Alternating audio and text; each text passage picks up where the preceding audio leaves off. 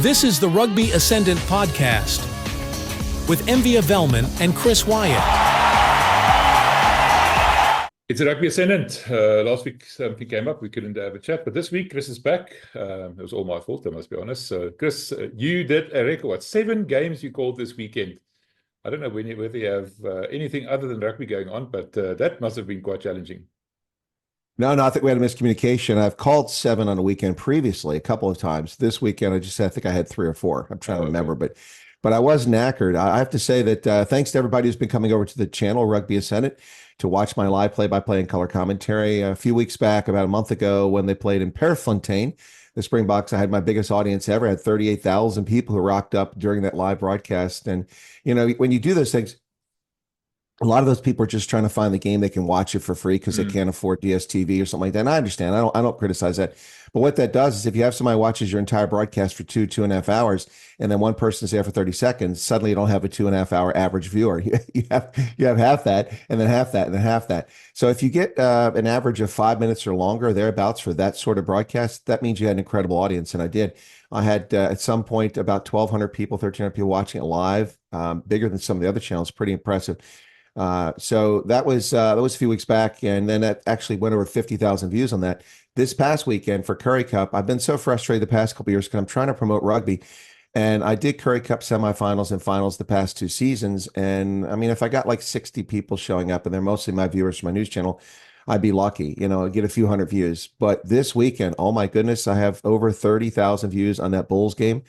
And then also 11,000 in the game prior to that for almost 50,000 on Currie Cup action for a weekend. I'm so grateful for all those people, and also excited that people are getting excited about the Currie Cup again. I've been promoting it endlessly. It's good to see that. And the crowds were actually pretty good at the stadium, especially at Loftus.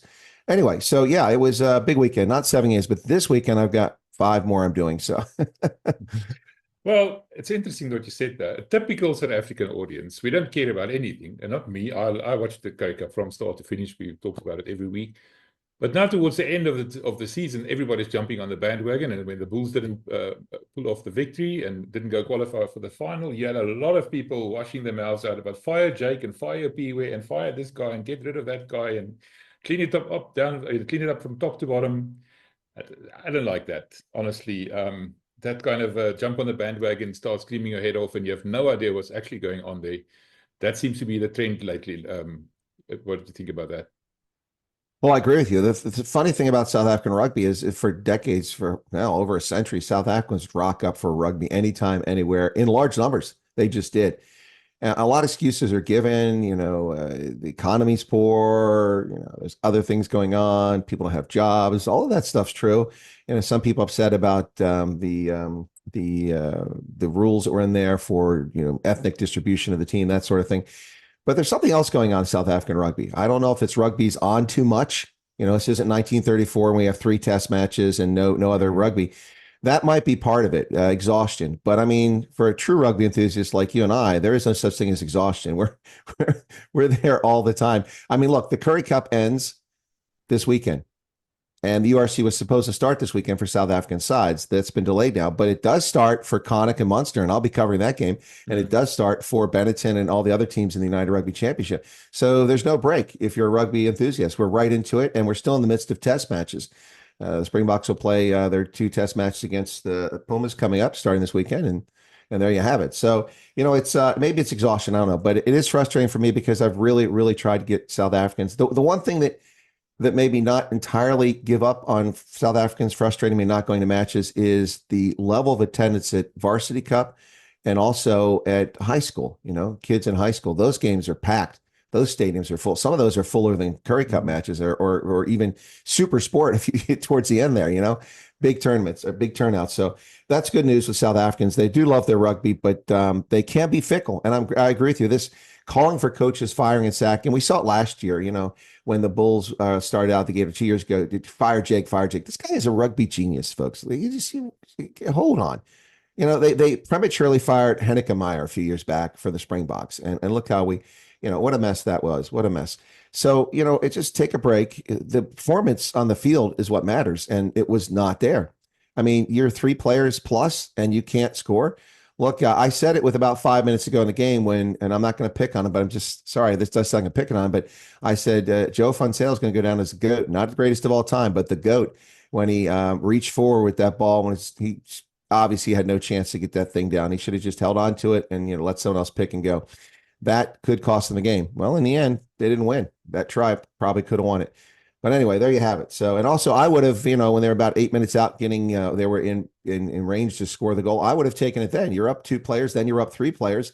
So, just go for the darn points, tie the game up there, then score. They did it all backwards. They kept trying to force the try. And then in the last desperation, it was actually a long kick by Hudson to make it just to tie the game up at the end. Yeah, no, it's, anyway, but fickle fans, yeah, I'm not a fan of fickle fans. I want to say this about that Bulls game. The game was lost because there wasn't a captain on the field. Or let me rephrase that. There were too many captains on the field. That was the problem. Zimkar was a captain, but Marcel was putting in his 2 cents worth, and Goosen was putting his 2 cents worth, and everybody else was chipping. Visa was chipping in. That doesn't work. And that's why we were sitting in the press box. You know very well what it looks like. Victor Matfield came in and then let us know what he thought about the fact that they were going for 4-man lineouts rather than 7, tying up as many players as you can, because you have a big gap open, because you only have 12 players you're playing against. Little stupid things, rugby IQ, he called it. Clearly, that was absent. And I think they're going to have to decide who's the captain, who's not the captain, and not have this whole committee of captains, and that's part of the problem. The people going that way, the All Blacks have 3 vice captains and a captain. It just doesn't work. There's one guy on the field that makes the calls, end of discussion. 100%. And I have had real issues with the Springboks rotating captains. That's that. We're talking about the Bulls, but with the captains there, I mean, it's almost like it's it's the equality court. This person's turn, that person's turn. This person. No. You need a leader. You need a leader. Sia is that leader on the pitch, and I'm famously been criticized because during the British and Irish Lions series, I said that his performance as captain was substandard, and I'm still getting pillared for that because that's the only thing people watch is that one video, not the thousands of things I've said promoting Sia. Yeah, same here. But to be fair, I don't promote him nearly as much as when he was a Stormer. Now that he's a Shark, and when he went to Europe, I gave him a break. But now he's back, so screw him. But seriously, look, when he's out and you have someone else in as the captain, it's fine. I mean, that's about does the job. He can do it. We had Kitzhoff who done it for the Stormers, and he can do it for the Springboks. But you need to be consistent. You can't be rotating and playing this captain game. And that the part for the putting, as you says, right there in that Bulls game. What a disaster there at the end. I mean, I'm like, how can they not get in against 12 players and 4 guys in a lineout? You're trying. The whole purpose of a scrum is to shrink the field by drawing players in. The same thing with a lineout. You suck in 7 players on a little short distance one side of the field, and the whole wing opens up. All you got to do is get the ball. Yeah. And then, but they kill themselves. They it's just like the URC final. They should have won that game too. Very disappointing. I'm sure Bulls fans are disappointed, but calling for Jake's head and P-Way's head is just ridiculous. Take a break, give yourself go drink a bucket of Chibuku or something. Just chill out. One thing, something else. Some articles appearing last day or 2 about the Bulls being in danger of getting a tag of being chokers, like Leinster or the Proteas for that matter, being in so many finals but not being able to win it. I said that I made it very clear. I think that's premature, and I think that's a tag that once it's been attached to you, you get rid of it very, very difficult. It's very difficult to get rid of it. Like the Proteas, they just cannot shake that tag, and it hasn't been true for a while now. So I don't want to have the Bulls burdened with this tag. What's your thinking about that? Well, I agree 100%. I mean, Leinster is known as chokers, and they're also known as one of the most dominating, amazing club rugby teams in ages. So for getting that label of chokers is something that does take a long time to get rid of. I also think it's premature at this stage. I mean, look, I know they lost the RC final, and then they lost the RC final again this year, and now they've lost the Currie Cup final. But let's be clear about a few things. Number one, the Bulls, when they went to the final, was a bit of a shocker that first season of URC. I don't think anybody expected them to get to a final. It was rebuilding. Jake is rebuilding this club. So getting there was just exciting. And then, let's frankly, the Stormers were up to scratch that day and got it done. And if you're on, look, I'm a Stormers fan, I'm biased, but they were. I mean, the Stormers choked the next year against Munster. I can't believe they lost that game at DHL Greenpoint Stadium. But they're not chokers. So I think it's a bad label to apply to a team, and it's unfair. There are teams that certainly deserve it who don't have the heart and can't finish games. But also, one final note about this, so we can move on, is that let's remember the Sharks haven't lost since week 3 of the Currie Cup season. They have been dominating at times. They've scraped by on a few occasions, but they have not lost. They have not tasted defeat since, I don't know, what is that, June? It's a while ago. They finished the season 6 wins and a draw out of the last 7 games, and the draw came early on. They were 0-3. They got a win, then they got a draw, and the rest were wins. So they go to Loftus and they win this game. I picked the Bulls by 5, and they had it. They had the game, it was there to take. So it's not like they showed up and they were beaten 52-12. Right? They had this game. They could have won it. They just can't done. And I attribute it 100% to an issue we've talked about in the past. When Ruan Nortkia was picked as a captain, I felt that he wasn't up to scratch as a captain. And I've talked about this. And I thought the worst part about that, not only how it affects the team's performance, but how it affected his performance. He wasn't focused. And we see that when Ruan Nortkia, who's still young, when he was relieved of that responsibility of being the captain, he's lights out. He's an incredible lock. Some guys can take in his stride. Other guys, it's a challenge for them. Being a leader is not natural. Some people say it's natural. Especially in sports, it's a learned sort of thing. You can be the standout star who scores 5 tries in a game or kicks 35 points in a game. Nobody does that, but you get my point. Yeah. But you can be that standout star or be that prop that just blows up scrums and wins it for your team every time. But being a star and being a high performer is one thing. Being a leader is something entirely different. And sometimes it's the quietest guys on the pitch who don't really play that big a role, but they meet the role they're supposed to, who are the captains, and they get it done. So, look, I think that calling them chokers is premature. So not to point out that the Sharks didn't win on at Loftus on Saturday. They drew. Oh, no, they won. They scored more tries. No, but they didn't win on the scoreboard. It doesn't matter. They're going to Ellis Park. The game is not at Loftus, is where it's supposed to be. Yeah. So, okay. So you can slice and dice it any way you want, brother, about them winning. But you're right. It was a draw. That's correct. And I was confused by the rules. When they put them up the screen of Super Sport, I misread it. And I'm like, wait a second, it doesn't make any sense. Then I reread it. It did make sense. Yeah. But look, they had every chance. I mean, about 6 minutes now the one thing I do have one thing to say about this very quickly that left me confused. Now I thought I understood this law because it was trialed here in Major League Rugby. The way I understood the 20-minute red card, which is now rugby union, that's the rule, the law, is the player goes off, it's a 20-minute red card. Then you can replace the player with a different player, but that player's out because of the fraction. But Fenter came back into the game. What is that? I'm confused. Do I have to go back and research the laws? Because James Fenter, who got that red card, came back. It wasn't James Fenter. It was Francois. Sorry, Francois. Yeah, 6 and 1. It was Francois Fenter got that card.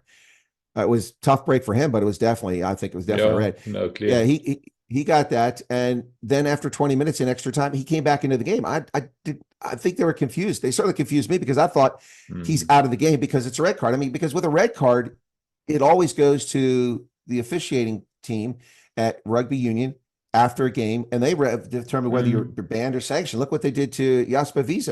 So how can you get a red card in a match and come back in? I think that was illegitimate. That's my thoughts. I couldn't see that, so I can't comment. What I do know is that Plumtree said after the game that they called their referee in Durban, their referee as consultant, whatever, and he phoned the guys at Loftus to say that the red card rule, 20-minute red card rule, is applicable to the Currie Cup. They didn't even know that. So there's a complete shambles from start to finish. But listen, we're running out of time. I want to talk to you about the other semi-final that happened, the Lions and the Cheetahs. Now, the Cheetahs started off well, then had a bit of a tip, and then started coming back towards the end, whereas the Lions had an exceptional season, and they just sort of managed it the best of all the teams, I think, bringing in the ULC players right towards the end, the complete blending of how they started out new players and then bringing the experienced heads back and making sure that they could qualify for the final. And here's the reward, the final at Ellis Park. I mean, what more could you ask for? No, it's absolutely brilliant. They were the top team on the log at the end of the season after beating the Bulls in that game between Joburg and Pretoria. Was it midstream? Yeah, I started saying mid-range, but midstream. yeah. That was a smackdown, that game, and that really sent a message. As I said, it was a statement game. So they finished top of the log, 9 wins and a loss, and that loss came early in the season. So they really found their form, and they now look. Watching the game against the Cheetahs, I was like, wow, whoever wins the Bulls, Sharks, the Lions are toast, even here at home. I'm not impressed. Yes, they ran up 43 points, but they also gave up 34 points to Cheetahs, and they looked a little suspect at times in that game. Then I watched the Bulls and Sharks, and it was the it was the rugby match that nobody wanted to win. Nobody wanted to win that game. It went, what, 37,000 lead changes back. Anyway, so look, all things being equal, the Sharks are dangerous, but I think the Lions go away with Currie Cup this season. Yeah, I think you're right. I think so too. And I think it's about time. It's 2015 that they last won the Currie Cup, if I'm not mistaken. Well, yeah, but I mean, the Griquas had one since 1970. I think it's about time for them to win it. And I was really pulling for them 2 years ago, and they lost at home. Damn it. Yeah, no, but they didn't have a good season. I mean, they won the SA Cup. We all thought they're going to go great guns in the Currie Cup, and they just sort of nowhere. Nothing happened. I mean, at least I see some of the Griquas players are now being pulled into the Stormers side because they need all the help they can get. Nudge, nudge, wink, wink.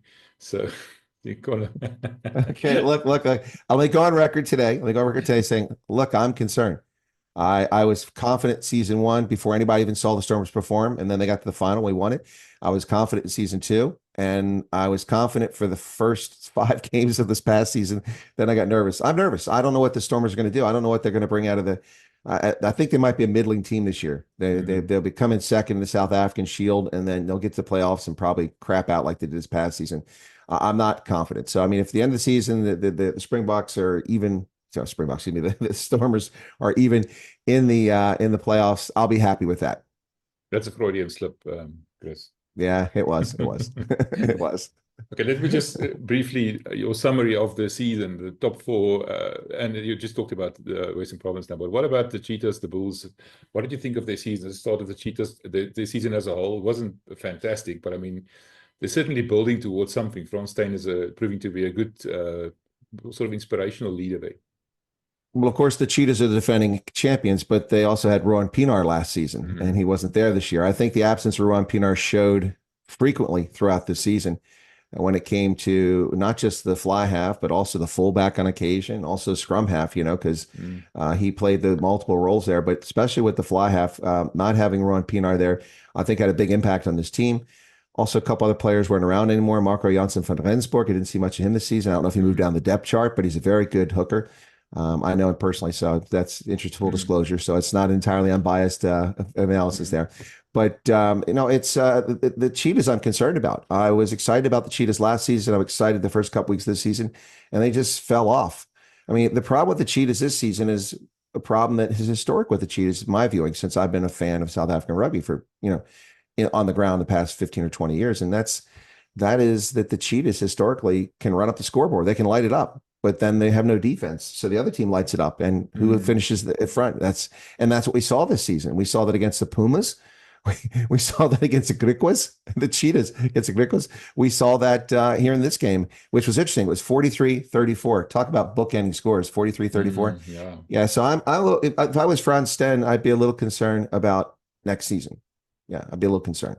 They need to shore up some issues there on the pitch. And they've got a decent captain, Victor Sekekete, but I think that as a captain, he needs to go one level higher, get control of his team. A lot of dumb mistakes made by the Cheetahs, stupid disciplinary problems this season that cost them. Yeah. So anyway, there's some work to be done. The Pumas, they're in disarray. I feel for Jimmy Stonehouse. That team is all over the place. I don't think they have any sort of identity at the moment. The poor Griffins, will they be relegated, I think, maybe, or something, or what's going to happen to them? And the Grick was very disappointing season. I don't know what to say about that. But in the top, the Lions were the best. At this point, Sharks, Bulls, and then I guess who we have to put fourth place, it'd have to be the Cheetahs. Yep. Yeah. No, I think the Bulls, being a Bulls supporter, I think they had a decent season. I think they were caught out by the URC being postponed because they were forced to bring players. And PWS specifically told me, you remember, the Sharks and the Lions played their last games in the URC on the 1st of June. I went and checked. And the Bulls played until the 22nd of June, and they played a quarterfinal, semi-final, and the final. Tough games against Leinster, Benetton, and Glasgow. Top teams there. So the players had a rough road to a year, and then I think that was part of it. And the fact that they had to bring the USC players in earlier than expected. But I think in general, I think the Bulls didn't have too much of a bad season. No need to call for heads. And I think the Bulls are probably going to go very far in this USC as well. Except I think they've got problems at fly-off, my impression. I agree 100%. The Bulls, but I think what happened is late difficult tests in URC. bloodied them and tested them. And it showed early in the Currie Cup campaign where they were gangbusters. They just dismantling teams, I thought, some of those games. So yeah, but it did have an impact on constitution aware of players. It kind of wore some players down and had an impact for the Bulls. But yeah, the Bulls will be fine. They'll compete for the title next year in Currie Cup. And I think that they'll be a strong team in URC this year. Yeah, I think they will. They might be the South African top side. But although we got to watch the Lions. But historically in URC, they've 50-50 team. Let's see what they do. But the Lions are on the verge of something special, I think, in URC this season. But they've got to perform on the pitch. Let's see. Yeah, I'm happy. I'm excited about the Lions as well. I think, like I said, they built it up properly, and it's coming together nicely. I like that. It's something to look forward to. All right, Chris. I agree, and look, and I agree. And one thing I have to say is when you have Sanili Nohamba on the bench, you got a strong team. Sanili Nohamba was brilliant when he came into that game. Hey, should we real quickly Pumas and Springboks? Yeah, we don't know the team yet because by the time this video is published, the team will be out. But that's true, and we'll look silly, won't we? But no, let's go for it. That's never stopped us before. What do you think? What's the team going to look like? I think that the Bucks need to be very careful here, very careful. Pumas have got their dander up. The hair is back on the back of their necks is raised. They're like hyenas, just ready to strike. And you can just see it here. What they did dismantling the Wallabies and the largest defeat in the history of that franchise was just epic. I thoroughly enjoyed it. I called that game. I was so excited. Let's see what happens here. But the Springboks got to be very careful, or Argentina's going to count coup and take a scalp. They've left some big name players out of this to rest them for the final game and stay back home. But I think the team going now, we did have an injury here. We know that we lost Grant Williams. He's not available unless that's changed. Mornay Vandenberg will come in. I think he'll do okay. You think he's going to start or be on the bench at least? Well, no. I mean, is Hendricks going to be there? I think Hendricks. Yes. If Hendricks, yeah. So Hendricks will Jaden will get the start because of the experience. I think so. Mornay will come off the bench, but maybe who knows? It's Rossi. He might trot you and me out there next time. I think the more pertinent thing I want to just quickly get your opinion on is the thinking here is that Marnie might be at 10, Fussy at 15, but interestingly enough, Pollard might start at 12 and then move to 10 once Marnie comes off. No, that wouldn't be shocking. We're seeing a little bit of that experimenting going on now with some late changes in games. Pollard is a guy you got to feel for a little bit here. I mean, he hasn't really done much to say that he's not the top guy, but it's clear that in the next World Cup, if he's still around, which he's not going to be the starter, it's going to be Sasha as long as he's fit, So I don't know. I think you're right about that's probably what's going to happen because he's showing his versatility as well. I didn't know if Pollard had that versatility. We knew he could play fullback. We knew he was a fly half, but I didn't realize he had the skills to perform admirably there in inside and outside center. So, and I don't think he's a wing, but who knows what Rossi might be. But center and 12 inside center and fly off is sort of interchangeable lately. Remember, there are quite a few fly offs that have been able to make that move. And I think let me just, before I go any further, let me qualify people. We do not know what the team looks like at the time of this recording. So if you're wrong, just don't crucify us. But the point is, I think if Pollard starts at 12, it's to take the pressure off Marnie in terms of kicking and get Marnie to play the game that he can play without having to worry about kicking for posts. I agree 100%. I think it's a fair move because the position is very similar and he can carry the load for Marnie and let him focus. Look, I mean, no one who's honest can argue that Marnie Libak is probably the best fly half at delivering the ball to someone on the wing when they're trying to advance up the pitch. They try to, he puts it almost every time right where it needs to be in stride with the player, whether it's 10, 20, 30, 40 meters down the pitch. And it's just amazing. That is part of his game that's just absolutely superb and sterling. However, Monty does let things get in his head. He spends 6 hours making the kick. Hey, dude, we got a minute here. Kick the ball. Yeah, true. No, we talked about that. And like you just said about you criticizing Sia, we've criticized Marnie, but we've praised Marnie so many times in the past. We agree that he's a fantastic player with a couple of glaring, obvious shortcomings. And how they're going to address those shortcomings is going to determine his future. I'm sure of it. Anyway, Chris, we're running out of time here. Thank you for making us time for this quick one. Appreciate it. My pleasure as always, MV. I'm glad to see that you're doing well and that we're back on track here. Thanks to everyone out there who watches the broadcast. Feel free to leave a comment behind, folks.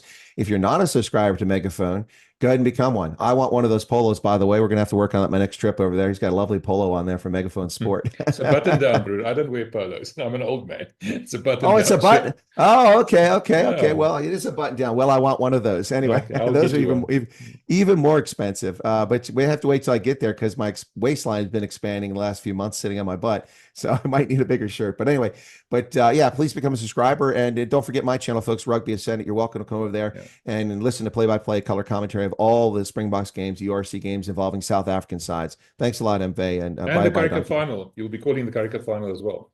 I will be calling the Currie Cup final and also the Pacific Nations bronze medal game. That's USA versus Samoa. I don't think many people care about that, but I'll be covering that at 3 a.m. my time. I was snoring and I was bored there. But anyway, thanks for that. All right. Out of here. Later. Speak to you soon. Cheers, man. This is the Rugby Ascendant podcast with Envia Velman and Chris Wyatt.